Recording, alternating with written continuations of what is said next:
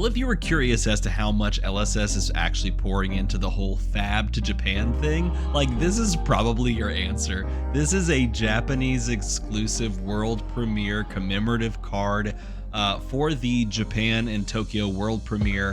And this is Enigma, and that is a completely alternate art that's only available in Japan at the world premiere. How freaking cool is that? Okay, I had to start off with this because I just think this is awesome and such a good move for a game that is, of course, you know, going for an overall Western like fantasy aesthetic, if you will, the Dungeons and Dragons, the Lord of the Rings fantasy, dark fantasy aesthetic, to just make this card a thing in the game. The aesthetic does not match the game's overall like IP, and that is okay in this scenario for a beautiful commemorative card. There's nothing wrong with this. I think everyone should celebrate this. I think this is incredible, super cool. It is going to probably fetch a high price, and I am incredibly bummed that I will probably not have my hands on this card at any point in my life, but it is awesome. So very cool. Now, with that being said, let's talk about all of the amazing Part the Mist Veil spoilers that have been cropping up, because Legend Story Studios has been not just teasing these events, but they've been using cards to tease the set and events that are going to be going on in Japan and worldwide as well. And so we're going to break down the ones that we know of thus far, and they kind of point us in a couple of really interesting directions. Let's start with the first cards that they broke down. These two cards are going to be available as promos for anyone to pick up themselves through Dragon Shield. Dragon Shield is doing some like commemorative art sleeves like they do for every set, and Wide Blue Yonder is one of these cards. It is a mystic attack reaction, can be played by all three heroes, and if you want breakdowns, by the way, I should say, if you want breakdowns on any of these heroes of New Alluring Desire, or Enigma, Ledger of Ancestry, or Zen Tamer of Purpose, I actually did a write-up for each hero and how they function on MinMax Games website. I did a blog post for each hero, so they're going to be posting those over the next few days, hopefully. So check over on MinMax Games, and while you're there, feel free to pick some stuff up from them, because that's actually how I'm going to be getting a lot of my set here. I'm going to be collecting and opening boxes from MinMax, because that's where I buy my stuff. Nevertheless, Wide Blue Yonder is a zero-cost blue pitch mystic attack reaction. Can be used by all three. That says target attack gets +1 for each blue card you've pitched this turn. And we can assume that pitching blue cards is a very big thing in this set, because, as you can see, every hero effect costs 3 chi, and if we're assuming that somehow blue cards and chi are related or even interconnected in any way, shape, or form, or just the act of pitching obviously is going to be connected to chi generation as well in some way, shape, or form, then this makes a lot of sense, because this can just go wildly crazy cool in a lot of different ways. You can also combine this with some very cool cards that already exist. Like you could do some like fire breathing shenanigans alongside of the effect here. You can pitch into silver, which is kind of cool. You can pitch into silver, and multiple silvers paying blues over time means that you can pitch a lot of things and basically do like a pseudo melody combo. If you know Melody from the Tolarian Community College box set, Round the Table, she has an effect that's very similar to this in Final Act, and yeah, you can just kind of do that, which is super fun. I think this card's really cool. The fact that it blocks 2, though, is a little bit of a downside. If I had to tell you right now if this is going to see play, I don't imagine it'll see a ton of play, because it is just really hard to get multiple blue cards pitched, unless these heroes are just feeding on blues, and you're just full of blues. I don't think this is going to be super like heavily played, but if you've pitched one blue card, it's basically just lunging press, so that's kind of cool. The other one that they are going to be packaging in the boxes of sleeves is Dragon Shield, is Big Blue Sky. Big Blue Sky is a zero-cost mystic defense reaction, and basically gets +1 defense for each blue card you've pitched this turn. This one is underrate, certainly. To pitch blue cards on your opponent's turn, depending on how these effects end up working out, is probably a tall order. This one most likely is a 0 for 3 defense reaction, and you have to also give up a card for that, so it's pretty underrate. but it is a beautiful looking card, and it could just all of a sudden, when the set actually comes out and we see more cards, it could just be super cool, super good, and all that jazz. But as of right now, it's just a fantastically beautiful card nonetheless. Now, let's talk about the 3 chakras that were shown, because there's some things we can glean from these. First things first, Moon Chakra is a 0-cost Mystic Illusionist instant. And it says the next time you would be dealt damage this turn, prevent 3 of that damage. So in a way, it's like Brush Off, but slightly better, because Brush Off requires you to have 3, like to prevent 3 or less of this. This just says next time you would take 3 damage, prevent 3 of it. So you don't have to like it be only 3 damage and then you prevent 3 or less. Otherwise the effect doesn't work, something like that. This is just a strictly slightly better Brush Off. And then it says if you've transcended as a keyword this turn, instead prevent 5 damage. So this gets a significant amount better as a 0 for 5, which I do want to point this out. What else gives us sort of like a pseudo prevention 0 for 5? And that is the only keyword Mirage card. Where is it? Flicker Trick. It has the Mirage keyword, which is a 0 for 5 defense reaction with a downside. By the way, this is kind of interesting. This is an illusionist card, and this one explodes if it's blocking something that has 6 power or greater. And so this is, if you've transcended, a strictly better that card, which Flicker Trick, which I blanked on for some reason, because I just think it's so freaking cool that this is like an upgrade to that. And yet at the same time, if it's not, then it's basically just a 0 for 3 prevention effect, which is still, on the face of it, pretty solid, pretty good. Now, there's people that I've talked to that are like, this card's underrated for what it is. Maybe it is. Tell me in a comment below, is this underrated if you're not getting the transcendent value? And we'll talk a little bit more about transcending here as we look at some cards that affect that. But Tide Chakra is a 1-cost, 3 defense Mystic Assassin attack reaction, meaning that you can play it as the Mystic Assassin new and only new, but it is an attack reaction that says target Mystic or Assassin attack action card gets +3, meaning that if you're playing any Assassin card, any Assassin attack, or if you're playing any Mystic attack action card, you can just play this on any of those, which is super nice. Because it's not pigeonholing itself into one thing. It is keeping you open to build the deck however you wish, and this card can be included. So what does this basically look like? It's like a 1 for 3 block 3 Razor Reflex that can only technically fall on Assassin or Mystic attack action cards, but that's still pretty good. Now, you could also compare this to like a Shred, and it's not as good, but Shred's like fundamentally different, so I don't really look at it that way.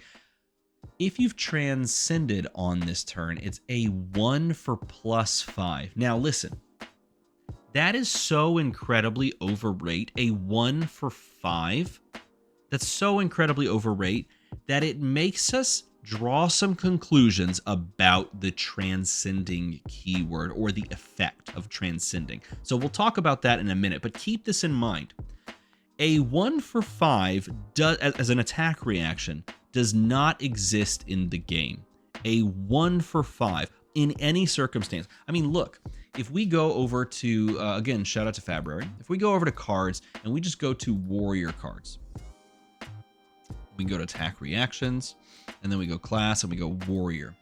All right. And then we can even narrow it down. We go cost 1. Okay. Here are the 1-cost attack reactions that we have available to us.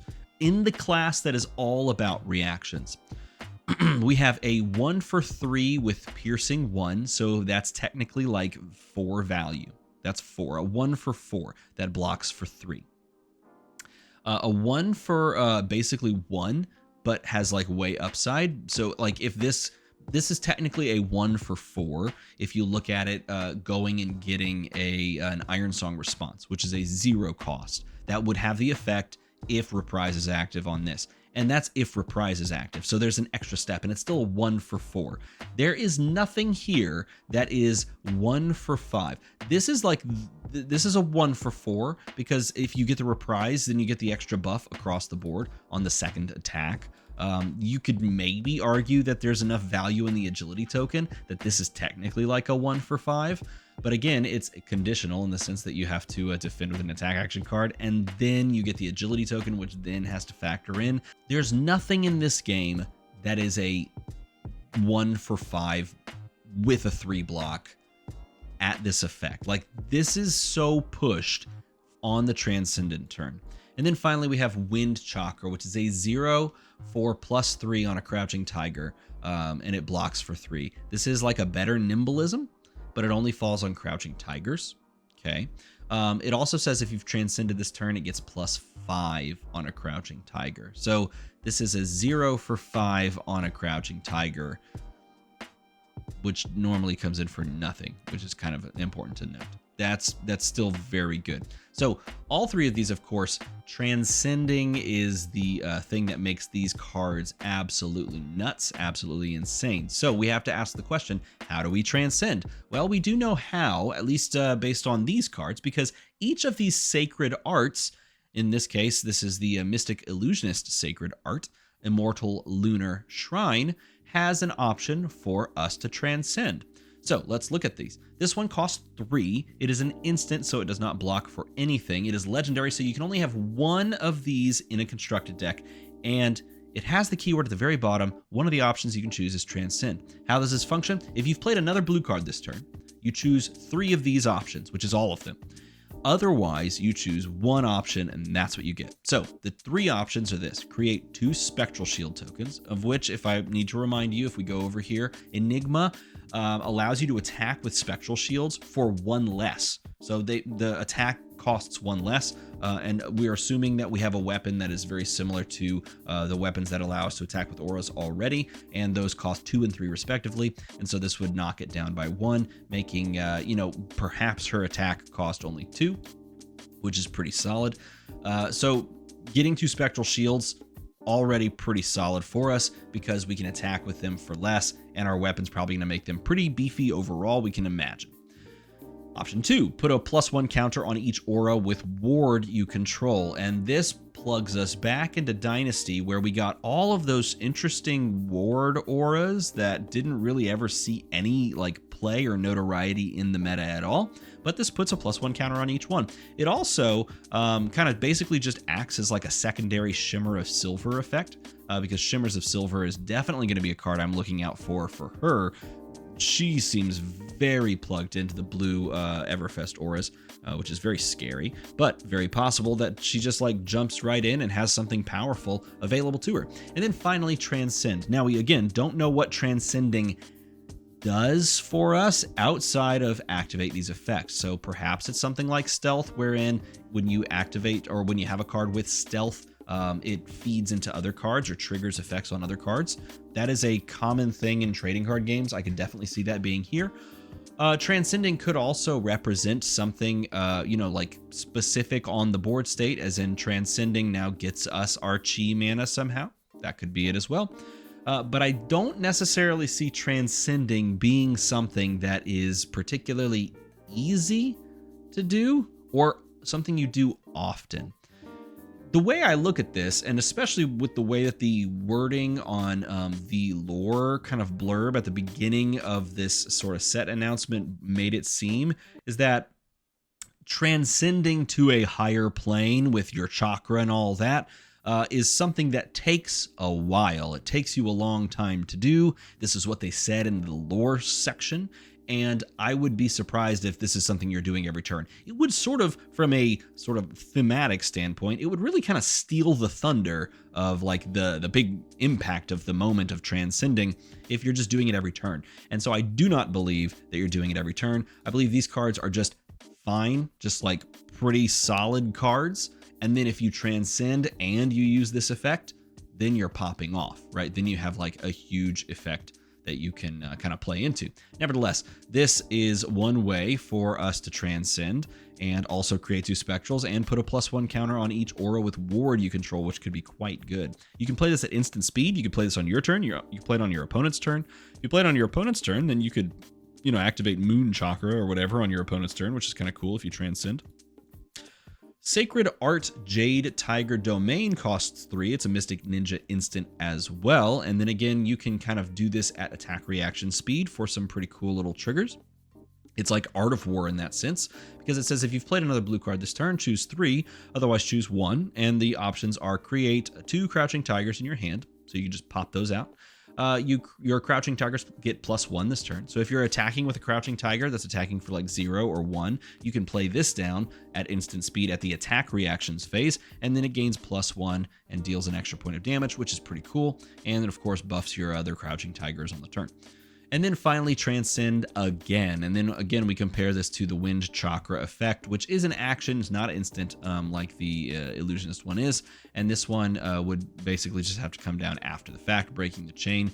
This one's a little interesting to me because it does require you to sort of like either play it at the beginning of a combat chain, seeing as ninjas don't necessarily want to break the chain a ton, or break the chain and then use it throughout the turn. But this doesn't do that for you, which is why it's a sacred art and why it's a legendary. And it's, again, kind of points to why these cards and like the idea of transcending doesn't seem like it's going to be just like, boom, I'm transcending this turn and then I transcend again and then again. So I'm not sure. I don't personally buy into the idea that we're transcending every single turn. Finally, the card that made everyone go, oh, okay, that's where we're going here. Sacred Art Undercurrent Desires is a 3-cost Mystic Assassin instant that is also legendary, and it says if you've played another blue card this turn, choose 3, otherwise choose 1. Create a Fang Strike and Slither in your hand, of which we don't know what those are. But that's interesting that we can create both a Fang Strike and a Slither into our hand. This is very reminiscent, of course, as this one created 2 Crouching Tigers in our hand. This one says banish up to 2 cards in opposing hero's graveyard. That is very cool for news effect, because if you banish those cards from graveyard, then you now have access to them with her effect. And then finally Transcend. And in doing so, you make this attack reaction very, very beefy. Now, in order to put both of these down on the same turn, you kind of have to have some juice, right? Like to play this at instant speed and then Transcend, it costs you 3 and this card. And then you have to have Tide Chakra in hand and a resource to give +5 on that turn. Otherwise, it's a simple +3 to any Mystic attack or any Assassin attack. Of course, being attack action cards. But still, I think this card is nuts. I think it's super valuable. And it remains to be seen what a Fang Strike or Slither are, but I have a feeling that they're perhaps ephemeral effects.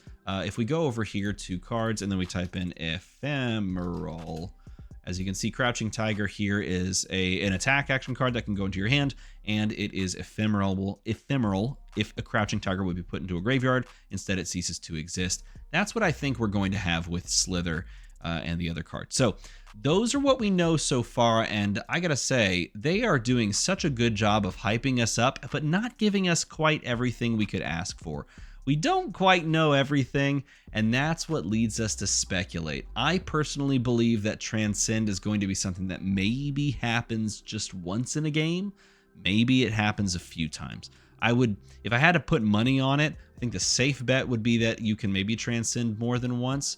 But if I was hoping, I hope that Transcending is something that just happens once, because it feels like a flavor win if that's the case. But I don't know, depending on a balance thing, how other cards are going to interact with Transcendence and so on and so forth. So we'll have to see how that all plays out going forward. But let me know what you think about this set in a comment below. I want to hear if you're excited to pick this up, because several of my friends are saying that this is the most excited they've been, and this is the most excited they've seen people been in a long time. So sound off down there, make this number go slightly higher, and I don't know, do things with buttons, as they say. As always, thanks for watching.